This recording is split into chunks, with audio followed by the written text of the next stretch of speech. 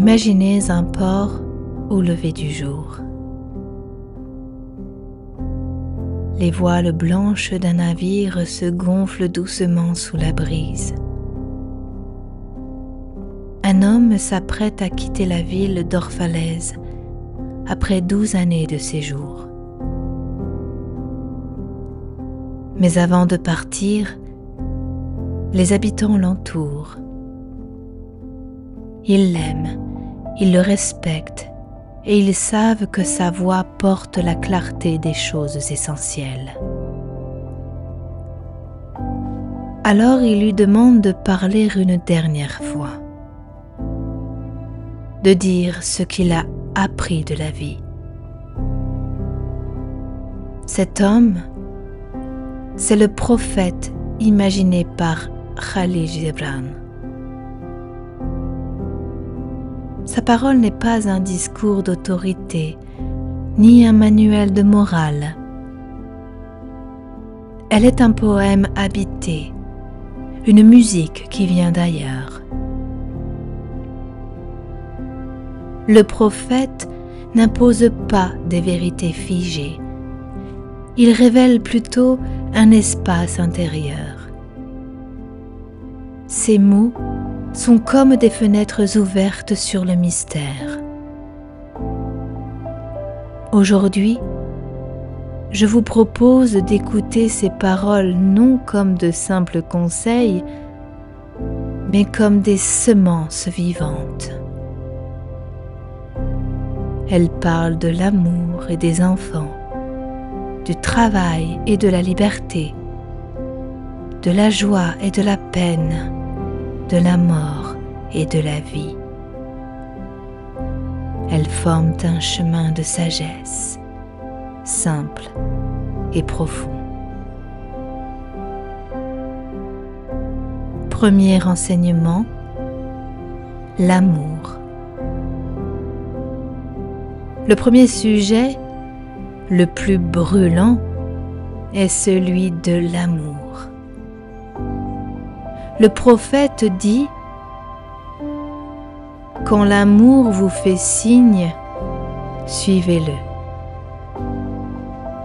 Mais il ajoute aussitôt « Sachez que l'amour ne vient pas pour vous offrir seulement des plaisirs doux, il vient pour labourer vos champs, pour tailler vos branches, pour moudre vos grains. L'amour est à la fois la couronne et la croix. Il élève, mais il dépouille. Il console, mais il arrache. Il donne une saveur infinie à la vie, mais au prix de blessures profondes. Nous voudrions un amour paisible qui caresse sans déranger, mais le véritable amour est une force qui exige tout.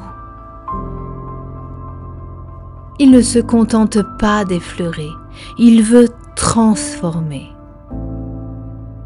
Il fait de nous un pain qui doit être pétri et offert. Aimer, ce n'est pas seulement ressentir, c'est accepter d'être travaillé, façonné, rendu plus vrai. L'amour n'est pas un sentiment que l'on possède, c'est une puissance qui nous traverse et nous dépasse. Le prophète nous enseigne ici une vérité universelle. Si vous cherchez un amour confortable, vous ne trouverez qu'un pâle reflet. Si vous vous abandonnez à l'amour véritable, vous serez parfois blessé, mais vous serez transfiguré. Car l'amour n'a qu'un but, révéler en nous ce que nous avons de plus grand, au prix de tout ce qui en nous résiste.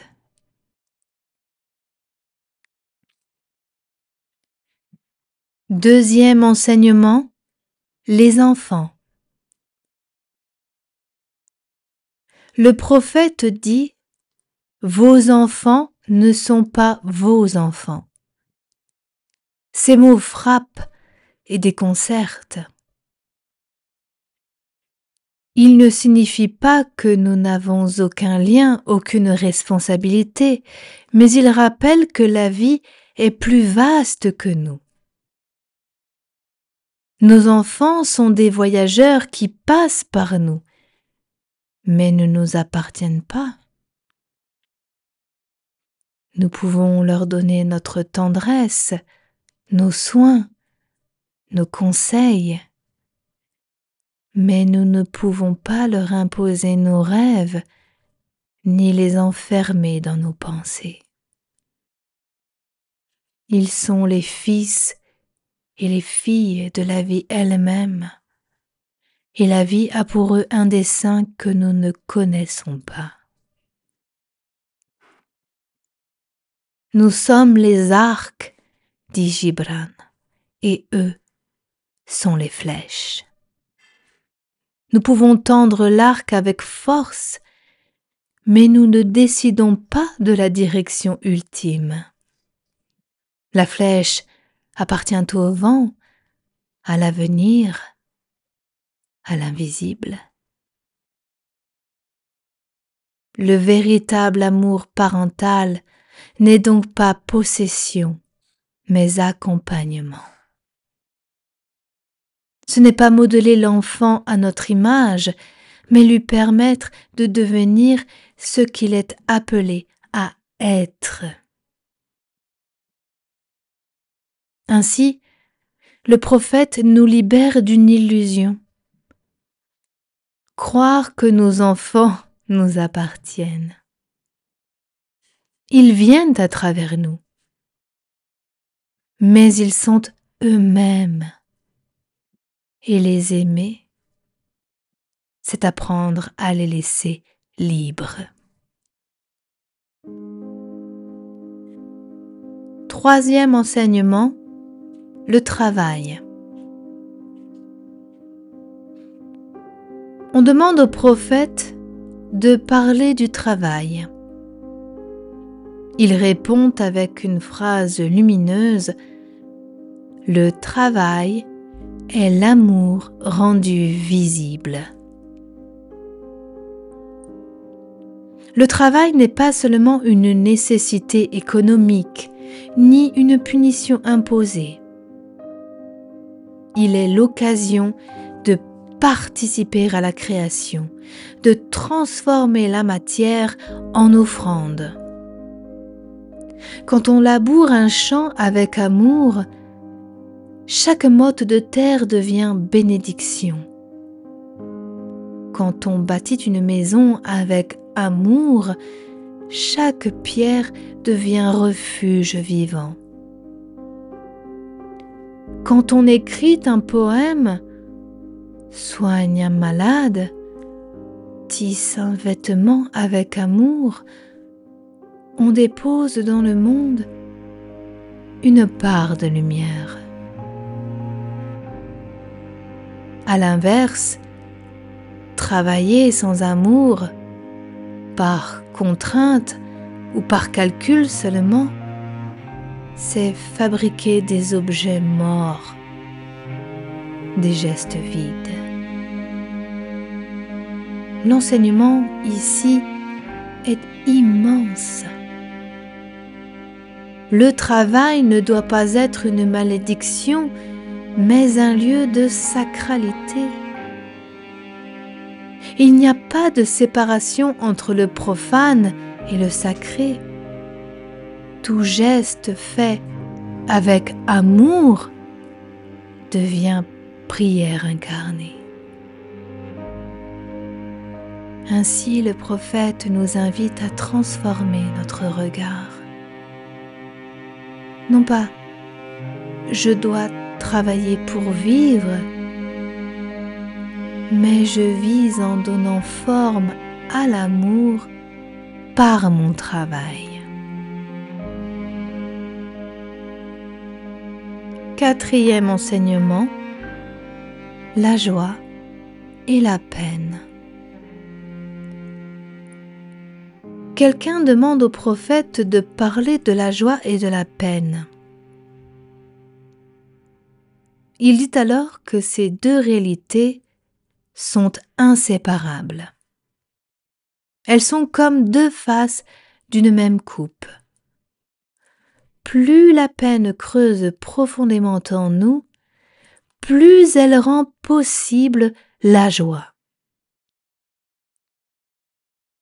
Nous voudrions souvent n'avoir que la joie.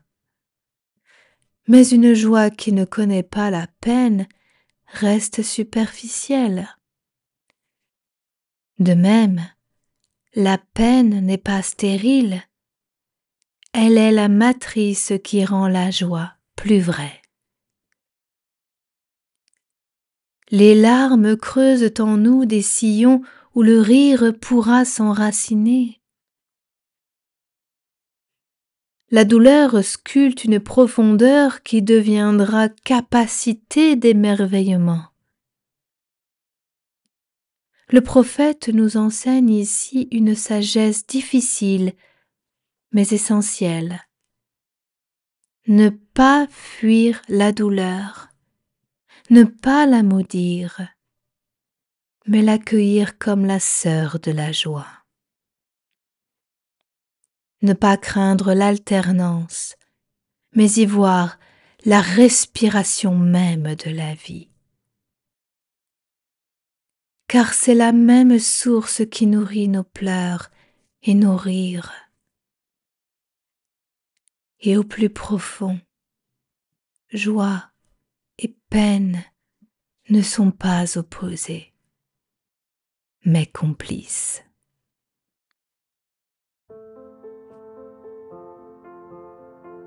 Cinquième enseignement, la liberté. Le prophète est ensuite interrogé sur la liberté. Et il répond avec sévérité: « Vous parlez de liberté, mais que cherchez-vous vraiment ? Souvent, ce n'est pas la liberté que vous désirez, mais la licence de suivre vos caprices. La vraie liberté n'est pas l'absence de règles. Elle n'est pas anarchie, mais accord. Elle ne consiste pas à fuir toute contrainte, mais à se libérer de ce qui asservit intérieurement. Être libre, ce n'est pas faire tout ce que l'on veut, c'est vouloir ce qui nous rend vrais. C'est vivre en accord avec la loi intérieure de son être. La liberté n'est pas une fuite hors du monde, mais une manière d'habiter le monde sans chaîne invisible.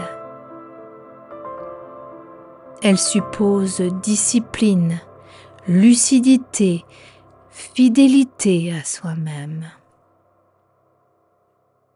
Ainsi, le prophète nous rappelle que la liberté n'est pas un droit acquis, mais une conquête intérieure.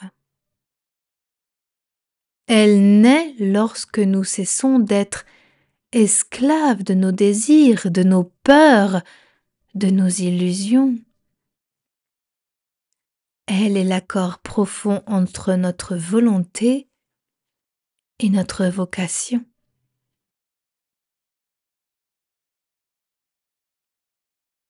Sixième enseignement, le mariage et l'amitié. On demande aussi au prophète de parler des liens humains, le mariage, l'amitié. Le mariage, dit-il, ne doit pas être fusion. Il doit être proximité respectueuse.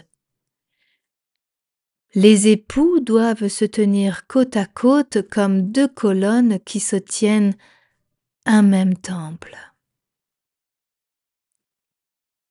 Ils doivent se donner mutuellement, mais sans se confondre. Le véritable lien conjugal n'est pas absorption de l'un par l'autre, mais danse de deux libertés qui s'accordent. C'est un espace d'hospitalité réciproque, non de possession. L'amitié, de même, n'est pas utilité. Un ami n'est pas un moyen, mais une fin. Un ami est un champ où l'on sème sans calcul, une table où l'on s'assied sans masque. Dans l'amitié véritable, il n'y a pas de commerce, mais gratuité. Ainsi, l'enseignement du prophète est clair. Tous les liens humains véritables reposent sur le respect et la liberté. Ni fusion, ni dépendance, mais reconnaissance mutuelle. Septième enseignement, la mort. Enfin, on demande au prophète de parler de la mort. Il répond avec une douceur ferme. La mort n'est pas la fin, mais l'accomplissement. Elle est comme le coucher du soleil. La lumière ne meurt pas, elle change seulement d'horizon. Nous craignons la mort parce que nous nous attachons à nos formes passagères. Mais la mort n'est pas l'ennemi de la vie. Elle en est la sœur secrète, l'autre visage. Comme la graine doit mourir pour que l'arbre naisse, ainsi nous devons passer par la mort pour entrer dans une vie plus vaste. Le prophète nous enseigne que craindre la mort, c'est craindre la vie elle-même. Car vivre, c'est déjà mourir à chaque instant. Laisser passer, laisser s'achever. Et mourir, c'est simplement franchir une porte, entrer dans la plénitude. Ainsi, la mort n'est pas néant, mais une révélation. Elle donne sens à chaque instant, parce qu'elle nous rappelle que le temps est précieux et que chaque jour est une éternité offerte.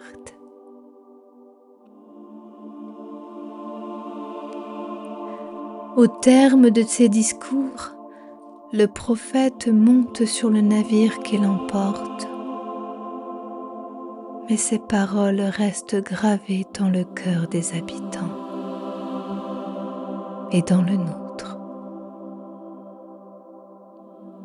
Elles nous rappellent que l'amour est une force qui transforme.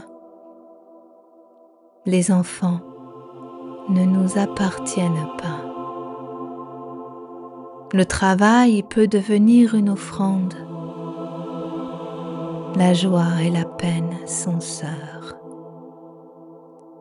La liberté est intérieure.